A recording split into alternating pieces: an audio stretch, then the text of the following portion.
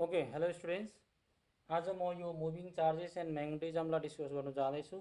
र moving charges and म्याग्नेटिजमलाई discuss गर्नुभन्दा अगाडि यो मुभिङ चार्जलाई छोडेर हामी स्ट्याटिक चार्जमा आउँदैछौँ। स्ट्याटिक चार्ज के हो त भन्दाखेरि चाहिँ स्ट्याटिक चार्ज भनेको जुन चाहिँ चार्ज रेस्टमा हुन्छ र रेस्टमा भएको चार्जले जहिले पनि इलेक्ट्रोस्ट्याटिक फिल्ड बनाउँछ। इलेक्ट्रोस्ट्याटिक फिल्ड बनाउँछ भनेपछि जब चार्ज मोसनमा हुन्छ त्यो मोसनमा भएको चार्जले चाहिँ म्याग्नेटिक फिल्ड बनाउँछ है। र यो म्याग्नेटिक फिल्ड नै बनाउँछ भनेर चाहिँ हामीले कसरी जान्न सक्छौँ त भन्दाखेरि चाहिँ हामीलाई अस्टेडले सिकाउँछ। अस्टेड अब्जर्भेसन पहिला हामी अस्टेडले यो मुभिङ चार्जलाई एक्सपेरिमेन्ट गरेको थियो। जब चाहिँ कन्डक्टरमा चाहिँ जब करेन्ट फ्लो हुन्छ त्यो फ्लो भएको करेन्टले चाहिँ म्याग्नेटिक फिल्ड प्रड्युस गर्छ। र कसरी गर्छ त भन्दाखेरि चाहिँ अब उसले अब्जर्भेसनमा के पाएको थियो भन्दाखेरि चाहिँ करेन्ट इन अ वायर, जब चाहिँ वायरमा करेन्ट हुन्छ त्यतिखेर चाहिँ कम्पास निडललाई चाहिँ म्याग्नेटिक कम्पास निडललाई चाहिँ त्यसको छेउमा ल्याएर राखिदिँदाखेरि चाहिँ नोटिसेबल डिफ्लेक्सन भएको पाएको थियो उसले। र नोटिसेबल डिफ्लेक्सन पाएको थियो त्यतिखेर चाहिँ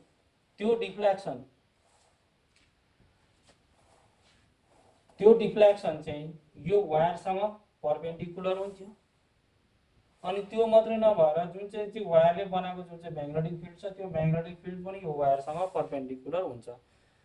अनि टेन्जेन्ट बनाउँछ यो जुन चाहिँ कम्पास निडल छ। कम्पास निडलले चाहिँ यो जुन चाहिँ म्याग्नेटिक फिल्डको सँग चाहिँ टेन्जेन्ट डिरेक्सन बनाउँछ। भन्नुको मतलब चाहिँ यो वायर, म्याग्नेटिक फिल्ड र डिरेक्सन यो सबै भेलोसिटी सबै एक अर्कामा परपेन्डिकुलर भएको पायो।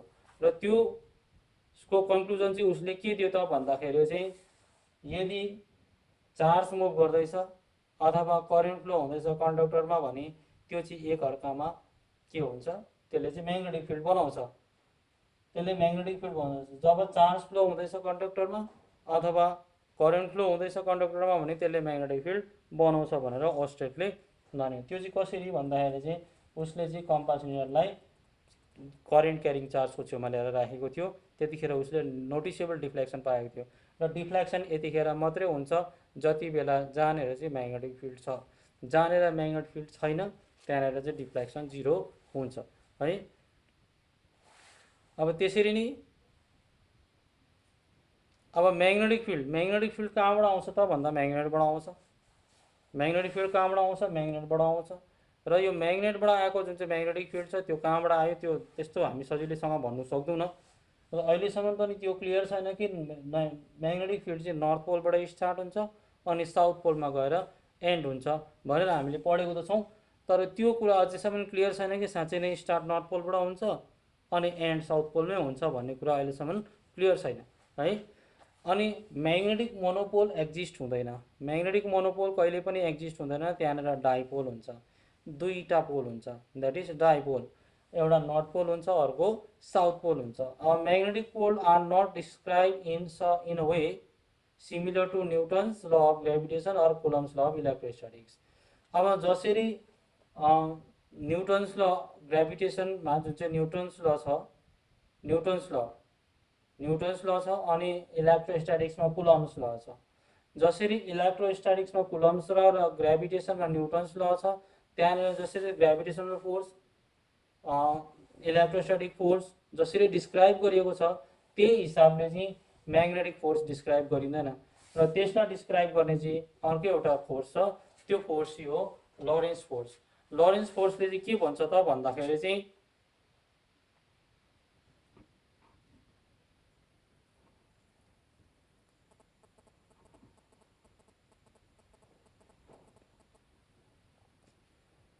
Lorentz force on charge q, force on charge q at rest, charge at rest means force is zero। यतिखेर चार्ज जब चार्ज चाहिँ रेस्टमा हुन्छ त्यतिखेर फोर्स के हुन्छ? जिरो हुन्छ। Only moving charge are affected by the magnetic field. खालि मुभिङ चार्जलाई चाहिँ केले एफेक्ट गर्छ? म्याग्नेटिक फिल्डले एफेक्ट गर्छ। द्याट मिन्स चार्ज मुभ गर्दैछ भने त्यहाँनिर फोर्स छ है। अर्को कुरा, force is proportional to the magnitude of the charge. अर्को चाहिँ के हुन्छ त भन्दाखेरि चाहिँ force is proportional to the magnitude of the charge भन्नुको मतलब चाहिँ चार्जको म्याग्निट्युड जति ज्यादा छ त्यति नै ज्यादा फोर्स एक्सपिरियन्स गर्छ। त्यो मात्रै होइन, स्पिडसँग पनि प्रोपोर्सनल हुन्छ, म्याग्निट्युड अफ द स्पिड अनि म्याग्निट्युड अफ द म्याग्नेटिक फिल्डसँग पनि के गर्छ, प्रोपोर्सनल हुन्छ। के चाहिँ फोर्स, कुन चाहिँ फोर्स, लोरेन्ज फोर्स। फोर्स 0 हुन्छ, F is 0 if the direction of velocity is either parallel or anti-parallel to magnetic field। र जुन डिरेक्सनमा म्याग्नेटिक फिल्ड छ त्यही डिरेक्सनमा फोर्स अथवा भेलोसिटी, डिरेक्सन अफ भेलोसिटी अथवा त्यसको अपोजिट डिरेक्सनमा एन्टी प्यारलल छ भेलोसिटी भने त्यतिखेर चाहिँ फोर्स 0 हुन्छ।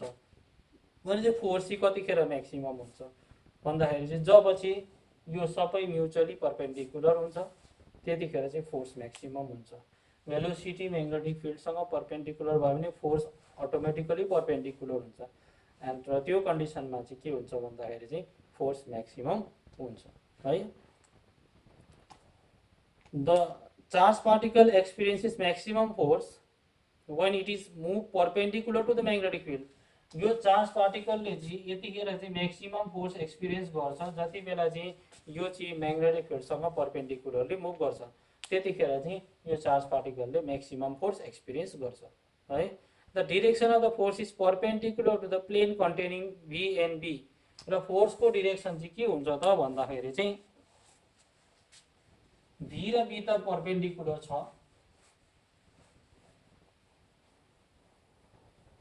भी र बी त परपेन्डिकुलर छ, यो भी बी त परपेन्डिकुलर छ, भी र बी परपेन्डिकुलर छ। भी मीन्स भेलोसिटी र बी इज म्याग्नेटिक फिल्ड। भी र बी त परपेन्डिकुलर छ, यो सँगसँगै फोर्स पनि परपेन्डिकुलर हुन्छ र फोर्स चाहिँ के को प्लेनसँग परपेन्डिकुलर हुन्छ भन्दा भी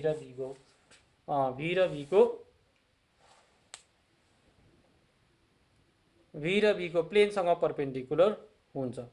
the direction is directed by the Fleming left hand rule. अब यसको डिरेक्सन चाहिँ केले दिन्छ त भन्दाखेरि चाहिँ फ्लेमिङ लेफ्ट ह्यान्ड रुलले दिन्छ। यहाँनिर चार्ज हामीले जस्तो चार्ज कन्सिडर गर्छौँ त्यही नेचरको फोर्स हुन्छ। हामीले चार्ज पोजिटिभ चार्ज कन्सिडर गऱ्यौँ, अर्कोतिरबाट नेगेटिभ चार्ज कन्सिडर गऱ्यो भने अपोजिटली डाइरेक्टेड फोर्स हुन्छ है।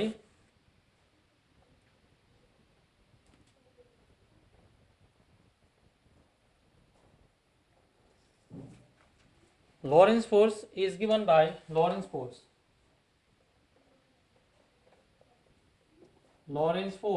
is given by force due to magnetic field is Lorentz force is given by Q V B sin theta। किन भन्दा यो sin theta कतिखेर लगाइन्छ भन्दा सबै एकअर्कामा परपेन्डिकुलर छ भने sin theta हुन्छ। प्यारलल कतिखेर हुन्छ जब चाहिँ cos theta हुन्छ त्यतिखेर प्यारलल हुन्छ। Q V B sin theta in vector form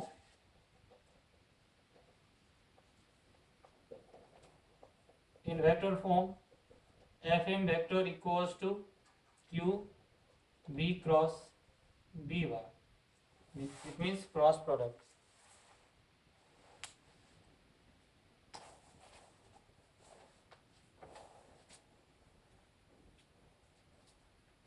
Okay, now special case Fm चाहिँ force due to magnetic field चाहिँ 0 हुन्छ कतिखेर भन्दाखेरि चाहिँ when थीटा इक्वल्स टु 0। यहाँनिर 0 लगाइदियो, थीटा 0 भयो भने sine 0 is 0, so 0 into any number is 0, त्यतिखेर फोर्स 0 हुन्छ।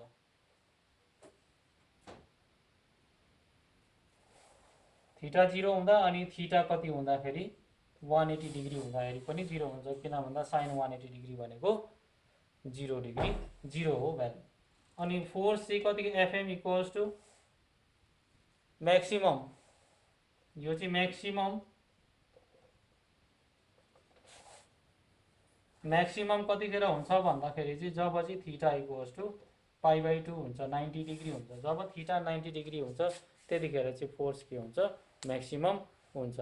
अब फ्लेमिङ लेफ्ट ह्यान्ड रुलले के भन्छ यसले डिरेक्सन, म्याग्नेटिक फिल्डको डिरेक्सन, फोर्सको डिरेक्सन र भेलोसिटीको डिरेक्सन दिन्छ। त्यसले फ्लेमिङ लेफ्ट ह्यान्ड रुल है। यो चाहिँ हाम्रो लरेन्स फोर्स हो। लरेन्स फोर्स जसलाई चाहिँ म्याग्नेटिक फोर्स पनि भनिन्छ। म्याग्नेटिक फोर्सको अर्को नाम हो Lorentz force.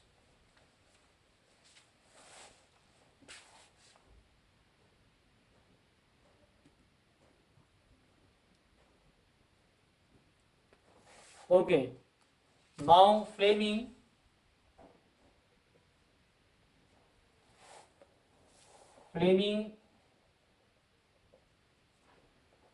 left hand rule.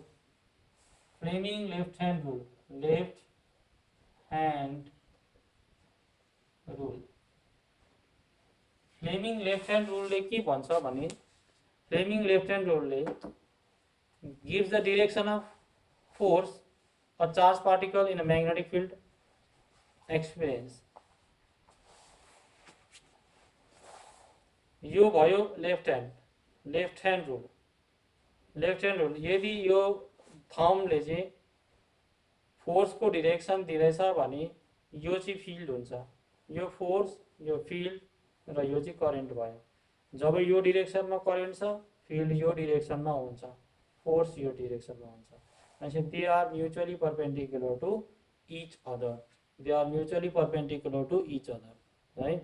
Thumb and the first two fingers of left hand are stretched in such a way that they are at right angle to each other. र यसलाई चाहिँ हामीले यसरी स्ट्रेच गर्नु पर्यो कि यो सबै एक अर्कामा 90 डिग्री होस्। If the four finger points in the direction of field, four फिंगरले चाहिँ के गर्छ त भन्दाखेरि चाहिँ डिरेक्सन अफ फिल्ड दिन्छ। Central finger in the direction of current, motion of positive charge. यो सेन्ट्रल फिंगरले चाहिँ चार्जको मोशन अथवा डिरेक्सन अफ करेन्ट दिन्छ। Then the thumb gives the direction of force. र हामीले हेर्नु पर्दाखेरि हामी यसरी हेर्न सकिन्छ।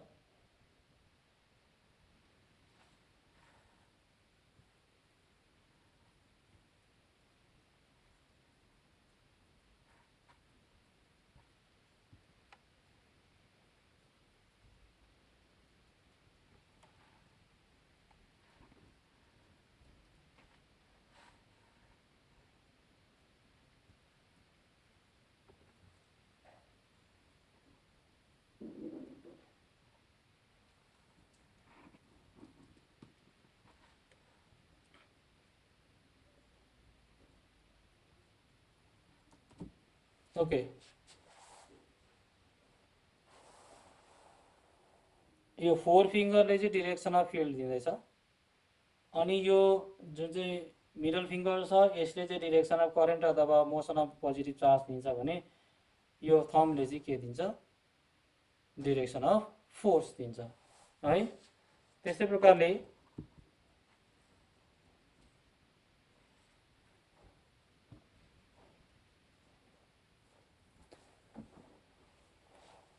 भनेपछि यहाँनिर तीनटै कुरा एक अर्कामा परपेन्डिकुलर छ। फोर्स, म्याग्नेटिक फिल्ड अनि डिरेक्सन अफ करेन्ट, यो तीनटा एक अर्कामा परपेन्डिकुलर छ। हामीलाई याद छ अघिको Lorentz force FM equals to Q V B sine theta, Q V B sine theta हो। अब यहाँनिर कुनै एउटा क्वान्टिटी 0 भयो, सपोज v इक्वल्स टु 0 भयो भने त्यतिखेर force due to magnetic field पनि 0 हुन्छ। This means that stationary charge velocity 0 हुनुको मतलब चार्ज चाहिँ रेस्टमा छ। In magnetic field does not experience any force at all है। यो भेलोसिटी 0 हुनुको मतलब चाहिँ चार्ज चाहिँ केमा छ, रेस्टमा छ। अब फेरि अर्को कुरा, यो केस 1 भयो। केस 2 मा थीटा 0 भयो भने त्यतिखेर पनि फोर्स के हुन्छ, म्याग्नेटिक फोर्स 0 हुन्छ। थीटा 180 डिग्री भयो भने पनि, थीटा 180 डिग्री भयो भने पनि म्याग्नेटिक फोर्स के हुन्छ, 0 हुन्छ। भन्नु मतलब if the charge moves parallel or anti parallel to the magnetic field, त्यतिखेर चाहिँ चार्ज चाहिँ मुभ गर्दैछ प्यारलल अथवा anti parallel to magnetic field हुँदैछ। It does not any force at all. अब जब चाहिँ थीटा 90 डिग्री हुन्छ, नम्बर 3 केस, थीटा 90 डिग्री भयो भने त्यतिखेर चाहिँ एफएम इज म्याक्सिमम अथवा म्याक्सिमम भ्यालु अफ फोर्स चाहिँ कति हुन्छ भन्दा एफएम इक्वल्स टु क्युभिबी हुन्छ। यो चाहिँ म्याक्सिमम फोर्स भयो है। This means that the charge particle experience maximum force when it moves at right angle to the magnetic field। जब चार्ज पार्टिकल चाहिँ म्याग्नेटिक फिल्डसँग राइट एङ्गल मुभ गर्छ त्यतिखेर चाहिँ म्याक्सिमम फोर्स एक्सपिरियन्स गर्छ। भनेपछि अब यहाँबाट हामीले म्याग्नेटिक फिल्ड पनि क्याल्कुलेट गर्नु सक्छौँ। म्याग्नेटिक फिल्ड क्याल्कुलेट गर्नु सक्छौँ क्युबिबी साइन थीटा। अब हामीलाई थाहा छ force due to magnetic field is FM equals to Q V B sine theta. भनेपछि बी मात्रै निकाल्दाखेरि FM by Q B sine theta हुन्छ। यो चाहिँ भयो magnitude of magnetic field produced by current carrying conductor। The unit of magnetic field, यहाँबाट हामीले magnetic फिल्डको unit force छ।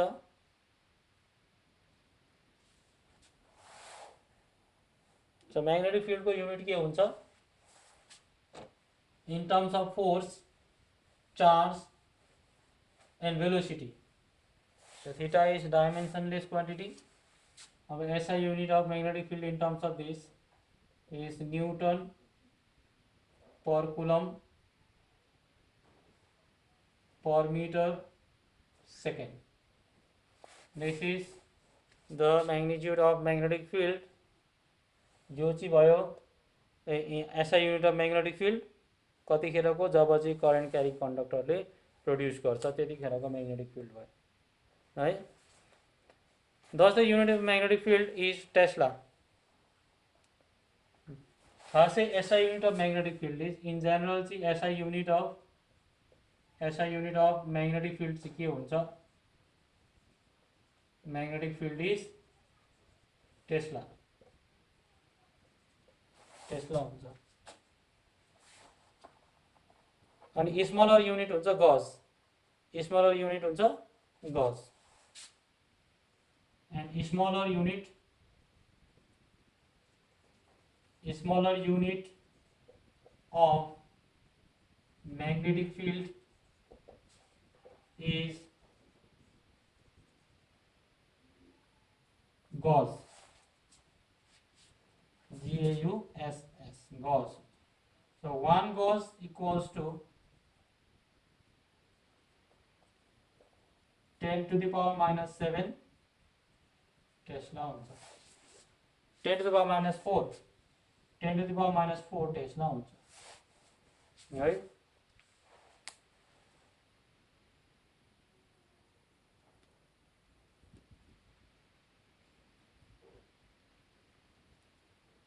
ओके, आजलाई यति नै।